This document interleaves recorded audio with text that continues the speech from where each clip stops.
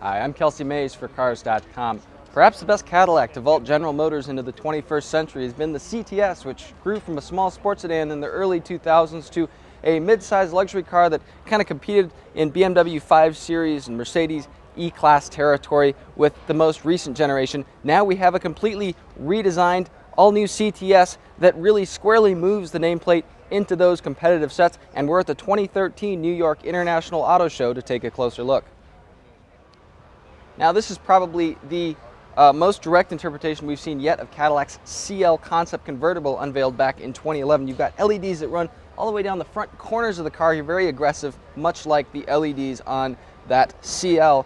You get around back and the rear end kind of balloons out. The taillights sit a little bit below the trunk lid. Looks a little bit like the XTS, maybe not the most compelling angle to view the new CTS sedan from. Overall wheelbase, though, is up about 1 inch, and overall length is up about 5 inches versus the previous sedan. But GM's been on a Jared Fogle diet, which means it's been walking a lot and eating lots of Subway sandwiches.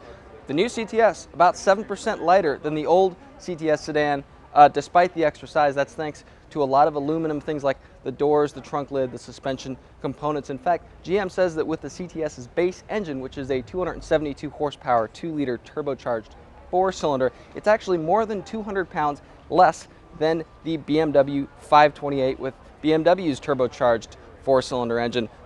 You step all the way up to what's called the cts-v Sport. This is a new trim, not to be confused with the cts-v, which is a high-performance car we're still awaiting details on for the redesign.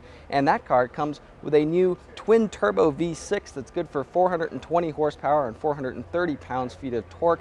Cadillac says that car is about 350 pounds lighter than a comparable BMW 550i.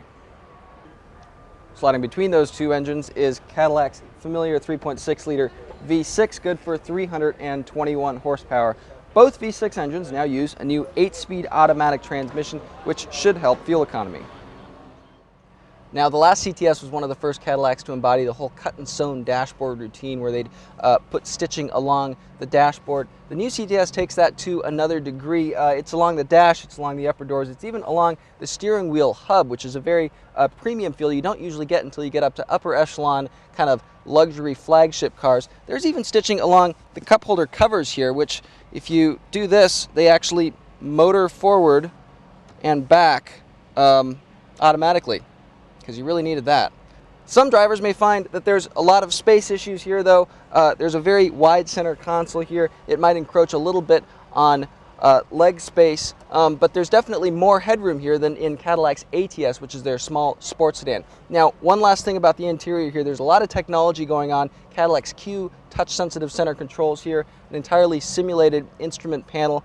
Cadillac does say that all the metal, all the carbon fiber, all the wood trim inside the new CTS is real, it's not fake, and dealers can swap in new materials if you like. In fact, there are up to 8 different themes that can go on inside this car. The backseat has more room than in the last CTS, but an interesting seat cushion angle here. It kind of elevates your knees a little bit, and headroom not really great if you sit up. Some amenities here, as you'd expect in kind of a mid-sized luxury car. You get things back here like your own climate zone. There's heated rear seats for the outboard positions. There's side window sunshades and a rear sunshade. One kind of nice thing, the CTS does have a folding back seat. Nice, considering that some competitors don't include this provision. There's still no word yet on a redesigned CTS coupe or wagon, but the current generation wagon sells about as well as the Detroit Pistons game, so we wouldn't be surprised if that didn't make a comeback. The coupe, on the other hand, accounted for about 1/4 of all previous generation CTS sales toward the end of its lifespan, so we wouldn't be surprised if that did make a comeback, unless Cadillac wants to move those shoppers over to the gas-electric ELR. We'll find out more sometime around or after the CTS sedan's on-sale date this fall.